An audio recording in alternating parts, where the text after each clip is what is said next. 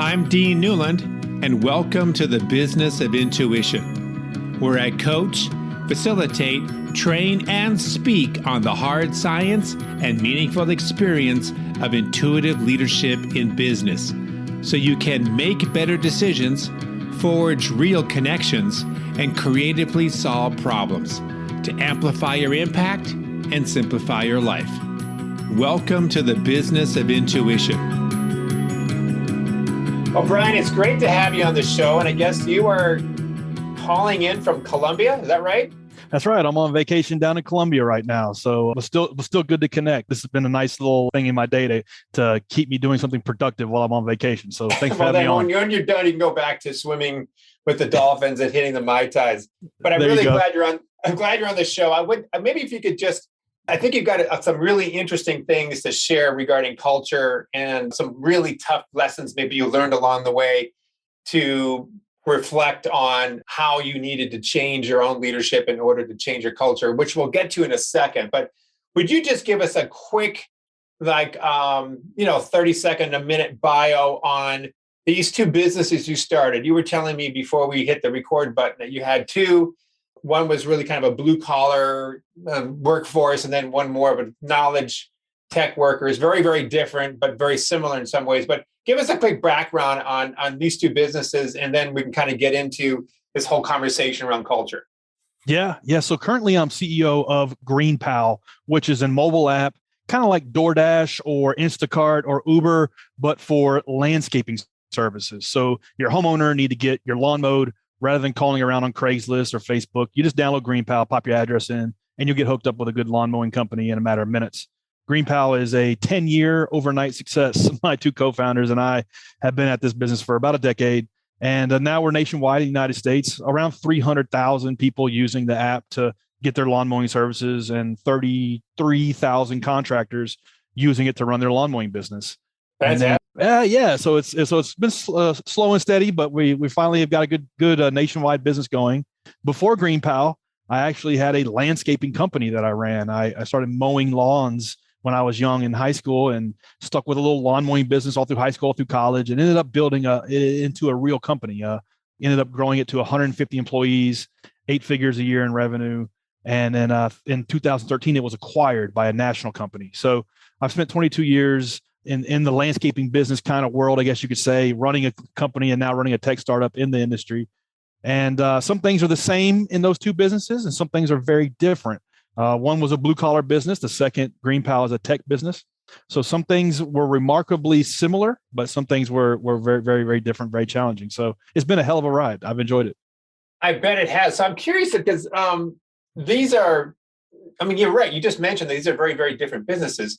So first of all, have you always been sort of an entrepreneur, thinking this way, inventions? Did you grow up that way? When did you sort of know? And you said you started the first business when you were 16. When did you sort of know, I'm going to run my own business? Was that a goal? Was your kid, or did that develop just sort of organically? I would like to tell you that I was born an entrepreneur. I was born knowing this kind of stuff. But the reality is I was forced into it by my father on a hot summer day in 1995.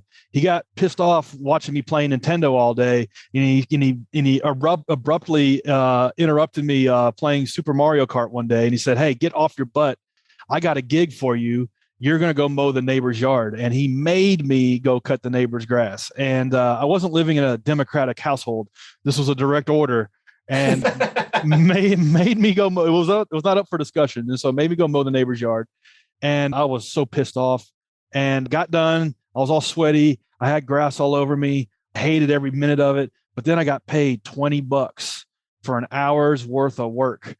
And in that moment, I became an entrepreneur, and I never looked back. I thought, this is incredible. I just made $20 for an hour's work. I don't have to hassle my parents for money anymore. I'm just going to do more of this. And the first thing I did was make up a bunch of flyers and pass them out all over the neighborhood. And I had more work than I could handle. And I never looked back. I've never had a job. I've never worked for anybody else. I've always just ran my own businesses. Now, I'm not some sort of creative force. I've kind of kept it simple over 22 years. And I guess that's kind of been a superpower of mine, just working on one thing for a long time. Then how did you, I mean, you sold the first business and you said it was acquired. And then what got you into thinking about staying in the same industry in a sense, but going into a tech format with this app? When did you come up with that idea? Yeah, so that wasn't the plan. I spent 15 years building the first company, and getting it acquired was really tough. It was like 2 years of chewing glass to get that business ready to be bought, and going through the process of getting it acquired. It doesn't happen very often in the landscaping industry. Right. And so got that done. And so I was exhausted when I got that done. And the plan was to take the proceeds and invest in stuff like real estate and just kind of take it easy and just live on the beach for the rest of my life. And that was fun for about 6 months. And I started realizing something about myself, that the business that I was running and the business, that the mission that I was on, was kind of the thing that was making my life interesting and lending an interesting storyline to what I was doing with my life. And that was now gone. And so I decided, well, I'm going to start another business because I need something to kind of throw my life's energy into. And I thought, well, the first business was really tough. I don't want to do that again. I want to start something easy. I'm going to start a software company because that'll be so much easier. And I had this idea that an app should exist. You should just be able to push a button and summon a lawn care service. And that was very much, it's the same idea that we have now 10 years later. What I didn't know was how challenging it was going to be. I didn't understand how challenging it was to invent the new product. So it was naivete as an asset, but luckily I was a little naive. If I'd known how hard it was going to be, I never would have done it. So that worked out to my benefit. And so now, the first 2 or 3 years were really challenging getting the business going, but now, after year 5, 6, and 7, it started to pick up, and now we've achieved some velocity, and actually it's actually fun now. I enjoy doing it. That's great. Well, speak about culture. You talk to me about what you realized about your relationship to the culture of your company. Yeah, describe that. Yes, so culture can be a competitive advantage if you use it correctly. And all you got to do is look at Chick-fil-A, Starbucks, Target versus McDonald's, Dunkin' Donuts, Walmart. Where would you rather go do business? And you probably would rather go to Chick-fil-A than McDonald's. And a lot of that has to do with the culture that those businesses have curated over a long period of time. And it's almost like a gardener cultivating the culture over a long period of time. And that all of that has come from the founder, the CEO, the chief, the head person in charge felt it was important. And it's happened to me a couple of times in 22 years where I would be driving to the office one day and I would have this knot in my stomach. I didn't want to go to the shop. I didn't want to go to the office. I didn't really like the people that worked there. I just didn't. It wasn't an enjoyable place. It wasn't a fun place to be. And I would have this self-pity, like, this sucks. I hate this. This business is chain around my neck now, and I don't want to be here anymore. And then one day it hit me like a ton of bricks. You built this. This is an extension of you. Yeah, and then I began to understand, as the founder, as the CEO, as the chief, as the boss, whatever you want to call yourself, you get exactly the culture you deserve. You hired these people. You brought them onto the mission with you.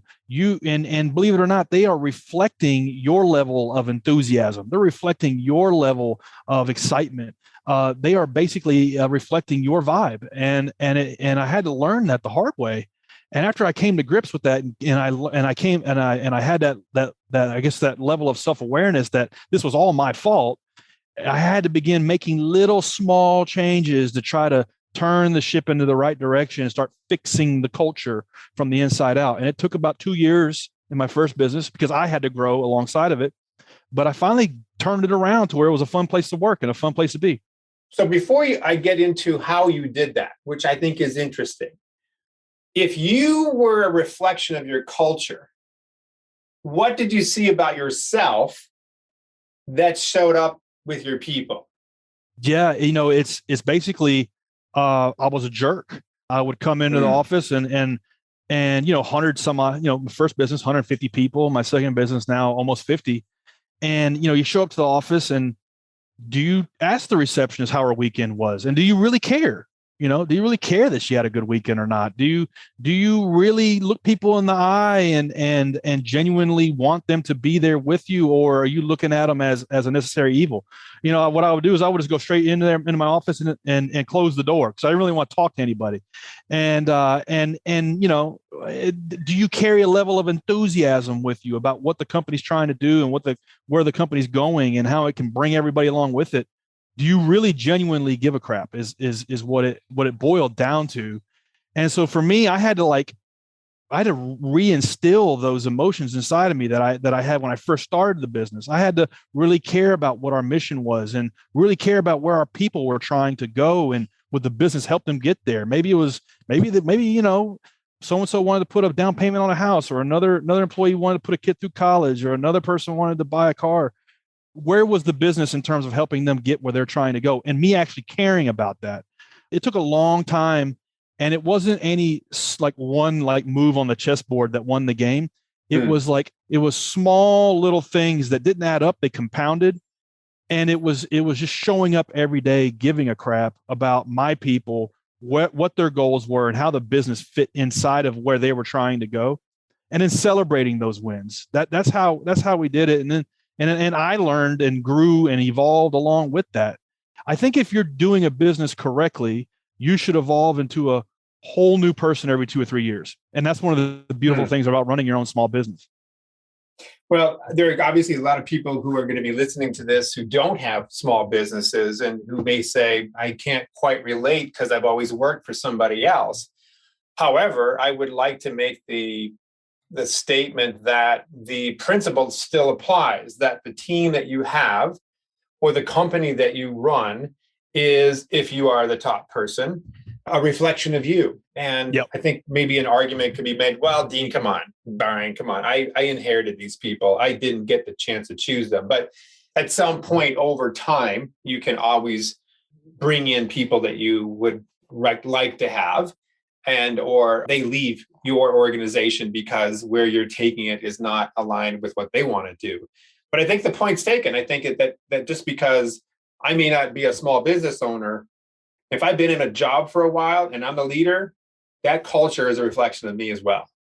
Yeah, and I think if you think like a small business owner, if you're in a big organization, that could be the way that could be your competitive advantage inside of that organization. If you think like a small business owner, like, these are my people, this is my mission, I care about my people. They were like Navy SEALs in this thing, and I care about where we're going, and I'm helping my people get to where they're trying to go. If you can think like that inside of a big organization, I would think you'd be pretty lethal, and I think it could help you with further your career as well. So that might be low-hanging fruit, like, oh, this is not mine. If you think like it is yours, you'll probably spank the pants off your competition of where you're trying to go. That was just me thinking, out loud. I've never heard that phrase before, but that's pretty funny. So what did you end up doing? So you had this gradual aha moment, like, oh my gosh, I don't really like coming to work, and these people, I don't excite me. Oh my gosh, it's a reflection of me. Maybe I'm the problem. What did you end up doing for yourself to be able to sort of recreate yourself? At the same time, what did you do to recreate your cultures? Yeah, so I it was so daunting. Like, how do you fix a bad culture, and how do you like make yourself not be a jerk anymore? And I was just like, man, this is like, where do I even start? So I just started on small things. And a mentor of mine once told me, like, don't worry about big goals, just worry about processes, worry about systems. And so while that works really well in like, how do you run a sales team? How do you run an ops team? Like, worry about the processes and systems, but how do you apply that to culture? And for me, I would just look at, okay, what are the small things I can do? Well, okay, here's something I can do.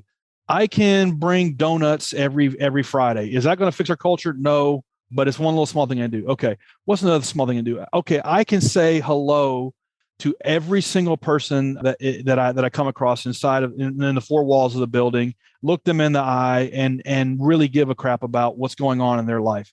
Okay, all right. What's another thing I can do? Okay, well, I can learn the names of every single people that work here. So over 150 people, and I was ashamed to admit I didn't know the names of some of them. Okay, well, that's something I can do. You look at like what's inside your little circle of influence, and you act inside of that circle, and then it grows, and then the next thing you know is like, okay, now we're starting to do more fun things.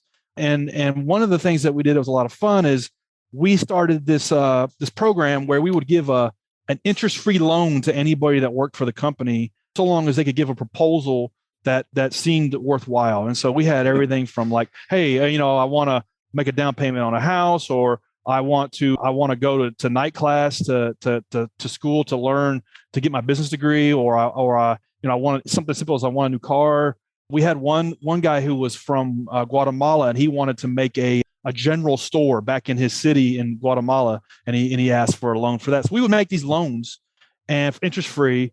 And then every month we would have like a team meeting with all hands, and we would celebrate, okay, so-and-so was able to build this store in Guatemala because we gave them an interest-free loan, and the company hit its numbers so we could do that. And so tying what people were trying to do into what the business was doing made it a lot of fun, and actually, made it to where a lot of things we didn't have to worry about anymore. We didn't have to worry about like some of the nitpick quality issues in our services anymore, because people were bought in with that sort of thing. So that's what made it a lot of fun. And when I sold the business, they were, the people that bought the company were just astounded. Like, I was like, man, these people have been with you 10 and 15 years. How did you do that?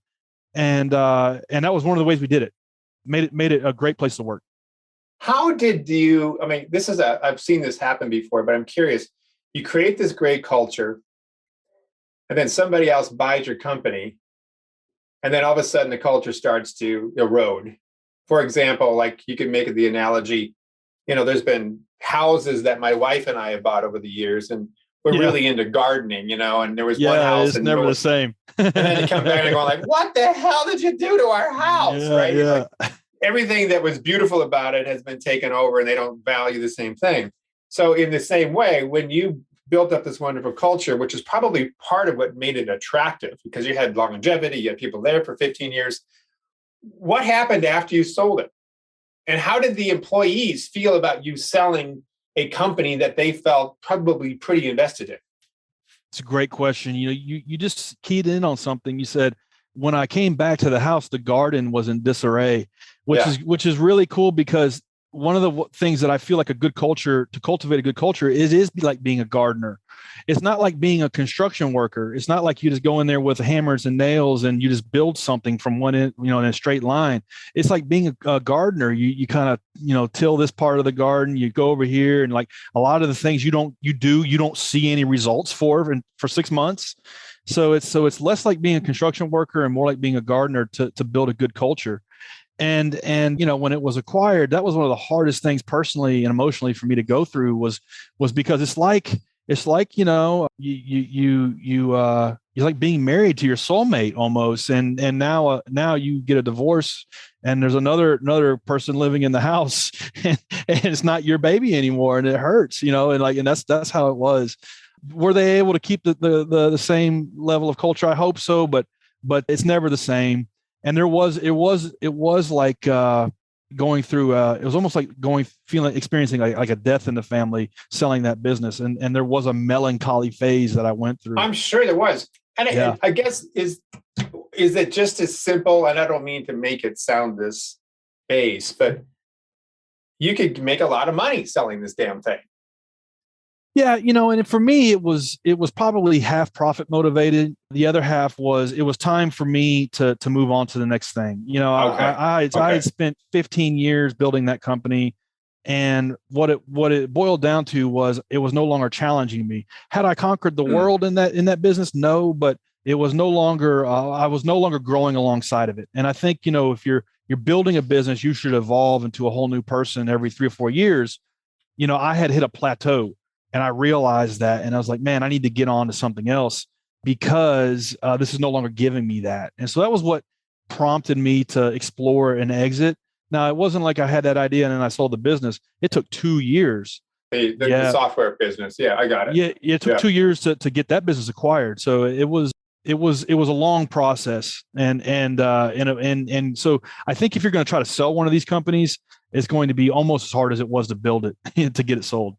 So you mentioned some things, Brian, about what you did to slowly build the culture with the first company, and now you have a second company, which is a software company. Am I to assume that you have employees? You said you have around 50 that are not all in one location. Are you scattered? Are you virtual? Yeah, we're fully distributed, and of course, COVID accelerated that, and so that makes it a little more difficult, right? Because you're not all in the same building. How are you building culture now that you are so disparate? It's very, very different. When you're in the same building in the same four walls, in some ways it's easier because you're in the trenches together. Right. Now it's different because one, I'm dealing more with knowledge workers that instead of production workers, and so that's different. People are all over the world that work in this business now, so that's different. So how do you figure out what is the mission, what is the why, and how do you communicate that to everybody? And the way we do it is the best we can digitally. With a weekly all hands, and something that we talk about in every weekly meeting is, why are we doing this? Why does it matter? What's the point here? And the point is, for us, is helping small business owners grow their business, helping them get to where they're trying to go, helping them double or triple their revenue in a year. And so one thing we do in our meetings is we'll pull a story from, we have a big Facebook group where all of our contractors are in there. And so one guy will say, hey, thank you, GreenPal, I was able to buy a riding mower. Now, at first glance, you might say, oh, big deal. Okay, well, let me break this down. So when you get into the lawn mowing business, you can't afford a riding mower because the commercial riding mowers are like $20,000. And because these things are like a Cadillac, and so you start with a push mower, and so all day long you're push mowing lawns. You get home at night, you're exhausted, and so the next day you got to do it all over again. Well, this guy was like, hey, thanks, GreenPal, because I was able to buy a commercial riding mower. What does that mean? That means now you get to sit on this suspension seat all day, and you don't have to like push a mower all day. And it means you have to work half as much because you get twice the production done in half the time. So it's life changing. And so like this little wins like that is why we do what we do, and constantly bringing that back around to the discussion of, okay, why is it important we hit these metrics? Why is it important we hit these KPIs? Is because of guys like this. The CEO of DoorDash just faced about 6 months ago some scrutiny and controversy because he made and forced every single person on the team, they have probably over 1,000 employees, to deliver orders on the network. So you could have an engineer that makes $400,000 a year. He would force that team member to go do like a number of hours a month, maybe 4 hours a month of delivery on the network. And the reason why he did that is because he didn't want people to lose sight of, this is why we do what we do. This is why what you're doing on a daily basis matters, because you're helping somebody who makes their living this way. So looking for ways to tie in, okay, why is it important this content creator do things a certain way? Why is it important this engineer checks in code a certain way? Because we have now 32,000 contractors that rely on us for their livelihood. And that's why it's important. And here's a story as to why. So that's one way we preserve mission and why and culture. And also, we're more, I'm definitely more strict on hiring practices than I was in my first business. We really date before we get married, and we really try to bring somebody in on a contract basis, on a freelancer basis, on a project basis for a long period of time before we hire them on full time. So that's one way we're able to kind of protect culture. That's great. And so you got people all over the place. Do you ever pull everybody together and get them all in one room? We've done it a couple times, and what we realized is, for the investment, and people were more annoyed by it than not. And we're not at the scale where we can send everybody to Thailand or something. Well, once we achieve some more scale and have some more revenue where we could throw at something like that, we probably will. But for us, we're kind of like, in the second business, I really looked at it almost like I think it would be fun to be like in the Ocean's 11 team. And I think it would be fun to like be working on something with somebody who like, in every single person on the team, I respect, I admire. They have a skill set I don't have. And like, we're all in this together. And like, that's how the second business really feels. We're still small enough to where we have that, once we get to 100 people, probably we'll have to change some things, but right now it's still just small enough. And I may purposely keep it that small for as long as I can, because it's fun. What's your vision then? To that point, you mentioned early on that you got bored. You kind of like need to recreate yourself every once in a while. I don't mean to, out you or anything, but are you seeing this growing? Are you seeing this eventually being something you want to sell at some point, or do you know yet? I think all businesses go through 3 phases. They go through the startup, which is like, oh, I got an idea. How can I get 100 customers and get a little bit of revenue? And then the grow up, which is like, okay, I got a business going. We're making money, or at least we're trying to. And how do I get a real business? And how do I get some employees? And maybe I get to 10 people and maybe $500,000 in revenue. And then the third phase is the scale up, which is, okay, we figured this out. We've got a money printing machine. We got managers of managers. Maybe we're going to go raise some capital, whatever. I enjoy the first 2. The third is something I don't have a whole lot of experience in. And so we may find out that I suck at it. And if I don't have fun at it, I'll just hand it off to somebody else, or I'll sell the company. And so my I guess my vision is I'd love to get this business to 1 million users. We're at around 300,000 now.